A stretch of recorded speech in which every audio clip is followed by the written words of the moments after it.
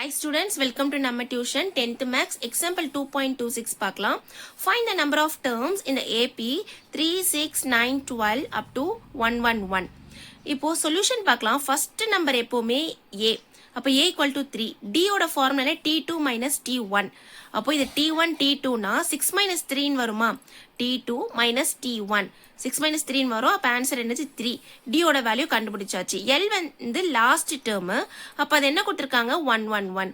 இப்போ ஃபார்முலா என்ன? N equal to L minus A by D plus 1. இந்த ஃபார்முலாவை நல்லா படிச்சுக்கோங்க. இப்போ வேல்யூஸை சப்ஸ்டியூட் பண்ணுங்க. L ஓட வேல்யூ 111 மைனஸ் A வந்து 3 டிவைடட் பை D வந்து 3 plus 1.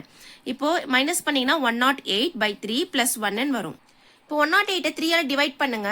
3 3s are 9 balance 1. இது 8 அப்படியே கீழே போடுங்க. 3 6 are 18 0. அப்போ நம்மளுக்கு என்ன வேல்யூ 36. அப்போ 108 by 3க்கு நேரா 36 plus 1 போடுங்க. 36 plus 1 பண்ணா 37. n கண்டுபிடிச்சாச்சு. Thus the AP contains 37 terms.